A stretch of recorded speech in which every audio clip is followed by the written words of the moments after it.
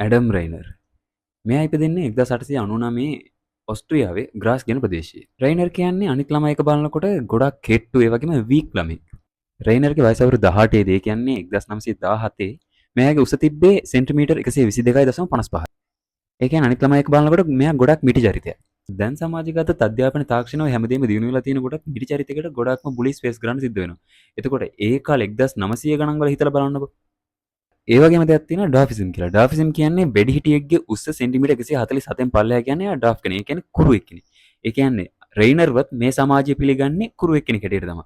මෙයාගේ ජීවිතේ උස ප්‍රශ්නයක් වෙච්ච අවස්ථාවක් ආවා. ඒ තමයි ඇස්ට්‍රෝ හංගේරියන් කියලා ආමියක් තිබ්බා. ඒ කියන්නේ වර්ල්ඩ් වෝර් 1 එකේදී. මේ ආමියකට මෙයා යන්න try කරනවා. මෙයාගේ උස මදි නිසා මෙයාට යන්න හම්බෙන්නේ නැහැ. යන්න අවස්ථාවක් නැති වෙනවා. මෙහෙම අවුරුදු කීපයකට ගෙවිලා යනවා. දැන් තමයි රේනර්ගේ ජීවිතයේ ලොකුම ටර්නින් පොයින්ට් එක එන්නේ. ඒ තමයි පිටියුටරි ටියුමර් එකක් එයාගේ ඔළුවේ ඇති වෙනවා. ඒ කියන්නේ පිටියුටරි ටියුමර් එක නිසා මෙයාගේ growth hormone එක වැඩ කරන්න ගන්නවා. මෙයාගේ ඇඟේ growth hormone එක වැඩ කරන්නේ එසේ මෙසේ නෙවෙයි.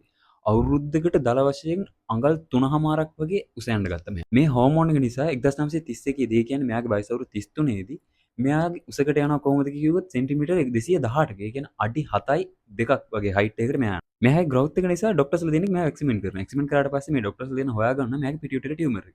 පිටියුටරි ටියුමර් එක ડોක්ටර් ඔස්කා හිෂ් කියලා පුද්ගලෙක් අයින් කරනවා. අයින් කරාට පස්සේ මෙයාද එකපාරට අවුරුදු 12ක් වගේ කාලයක් ඇතුළත ලොකු උසකට ගියපු නිසා දැන් මේ growth hormone එක වැඩ කරපු නිසා මෙයා උස ගියා. දැන් ඒක අයින් කරානේ. අයින් කරාට පස්සේ දැන් මෙයාගේ ඇඟ වීක් වෙනවා. ඇඟ වීක් වෙනවා, ඇවිදින්න බෑ. ඔය වගේ ප්‍රශ්න ගොඩාක් එනවා. ඊට පස්සේ මෙයා ගෙදරම තමයි ඉන්නේ. කාලේ මෙහෙම ගෙවිලා යනවා. රේනර් තීරණය කරනවා මෙයාගේ අන්තිම කාලේ වැඩිහිටි නිවාසයේ ගත කරන්න.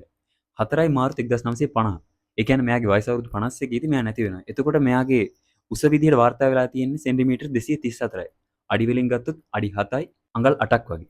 දැනට වාර්තා වෙලා තියෙන හැටියට රේනර් තමා තමන්ගේ ජීවිත කාලයේ කාලයක් කුරු විදිහට ඉඳලා කාලයක් යෝධයෙක් විදිහට ඉඳලා මැරිලා ගිය පුද්ගලයා.